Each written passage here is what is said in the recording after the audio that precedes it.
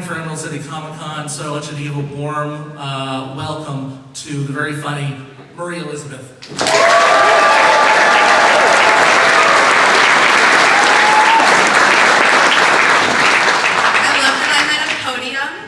Like when I teach graduate school, except that's social work and sad. Yeah, if you want to help me out, my trans child is also going to help me write some jokes for Texas.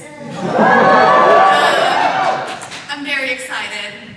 I hope they don't arrest me. So do you guys remember that like nerdy kid who kept trying to teach everybody magic tricks during recess? And read a dictionary like it was a novel. You guys, that was me! It's like a nature and nurture situation, because I'm like half Betazoid and half Vulcan, but I was raised by Klingons, which is to say also that I'm autistic as fuck. And if you understood what I said, then we should either be best friends, or we can start making out. And it's your choice. Because like, if you have a Venn diagram of like my friends and people I want to make out with, like I'm queer and poly, that's just a circle.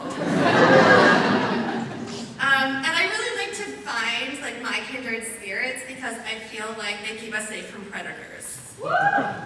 You guys know like the dude bros who like live at the gym and skis out on girlfriends and exclusively cosplay as Batman. I'm like, wait until I grab your douchebaggery. You're gonna like idolize the person whose only superpower is his privilege and his millions of dollars.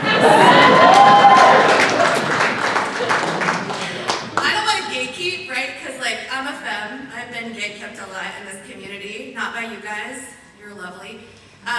But honestly, if you come at me and you tell me Ben Affleck was the best Batman, and you try to get all of the like Poison Ivy and Harley Quinn cosplayers to start making out with each other, then I'm glad that the Joker killed your parents.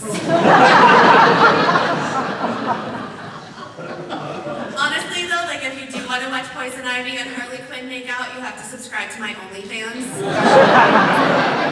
I accept credit cards.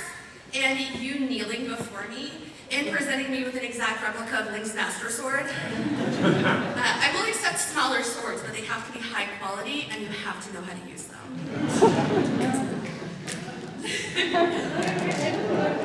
Sometimes it's hard for me to like find, new romantic partners. And so I've been like thinking about like joining some of the more alternative apps. Like Duolingo. I don't think anybody is like meeting their soulmate learning Klingon on Duolingo, but just in case I have written a program, so as soon as somebody registers for Klingon, I'm gonna get a notification with their name and their phone number and their favorite coffee shop, so that I can pretend that we had a meet cute. Because if there's anything that I've learned from popular culture, the only way that I'm gonna get laid as a nerd is by stalking and then wearing them down. And I don't really know when somebody's into me anyway. I'm just not that great with social cues. So I need people to be very explicit, and I really like it if they say, classy things like, I would like to take you on a romantic date for a meal of your choosing. Or, when I'm around you, I am physiologically aroused. My favorite pickup line is, much like data, I am fully functional and programmed in multiple techniques. Oh my god, you guys make me so happy. You're such pervs. You have my heart. I want to say that I've just tried some of this stuff out at open mics and nobody got me. And I could just not be more delighted to be in this room right now. So anyway, stalking. I'm calling it this. So I can stalk a lot of people. And I'm attracted to everybody, so I'm bisexual. I like both sides of the binary. The sci-fi nerds and the fantasy nerds. I feel like a really good catch once I finally have that connection. Like, I feel like I'm really good at like all 5 of the love languages. But I feel especially good about words of affirmation. I'm just gonna give you an example. You might want to write this down. This is romance. So, I was snuggling up with a partner, and I just said, "Oh, I wish I could be like Luke Skywalker and crawl inside of you like a tauntaun." Right? So glad you get me. That's exactly what he said. He said that is so sweet. And he proposed. And honestly, we have been married for 22 years, same person. But I'm poly.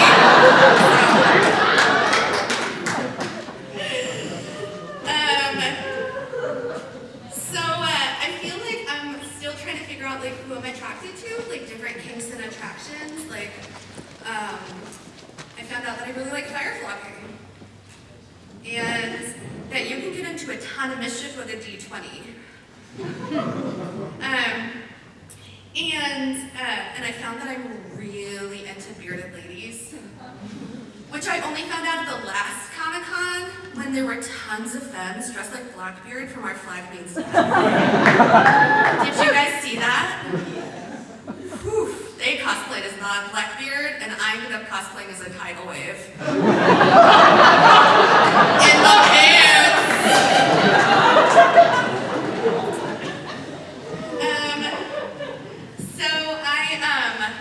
I was originally going to do 5 minutes, but now I get to do more.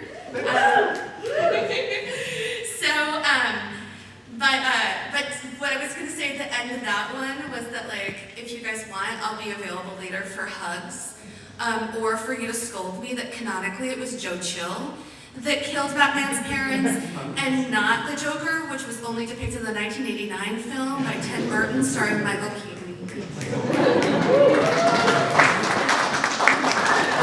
Who wants to gatekeep a femme? Not you guys. You know a nerd when you see one. So I was thinking that I would tell you some things about how I determine if somebody else is autistic. Does that sound all right? Okay, it's like Jeff Foxworthy style. Okay. I'm just gonna do this till I run out of time. So it looks like I said have a hook and pull me off. Okay. If you do, or you have ever loved trains, you might be autistic. If you have strong feelings about which one is better, DC or Marvel, you're probably autistic. Ouch, I don't know why you wouldn't want to be part of my community, jeez. If a substantial amount of your wardrobe comes from stores that also sell comic books, you're probably autistic. That's like half of my wardrobe. If you have a favorite texture, you're probably autistic. If you either love or hate socks, you're probably autistic. If you celebrate March 10th, Pi Day, or May the 4th, you're probably autistic. If you find it frustrating that 24-hour fitness is not open 24 hours, you're probably autistic. And if you were disappointed to find out that the Cheesecake Factory was not in fact a factory, you're probably autistic. If you've ever gotten in trouble at work just for asking too many questions, you're probably autistic. If you have strong feelings about the Oxford comma, thank you. I hope you're a pro Oxford comma. You're probably autistic. If you think that basic human care, like sleeping and eating and bathing, is just a waste of your time, I mean, you're me, but also, if you're into that, yeah, you're autistic. And if you would like to tell me about your special interests and just info dump, I would be delighted. You can find me after the show and maybe buy me a drink. break. And that's my time. Thank you so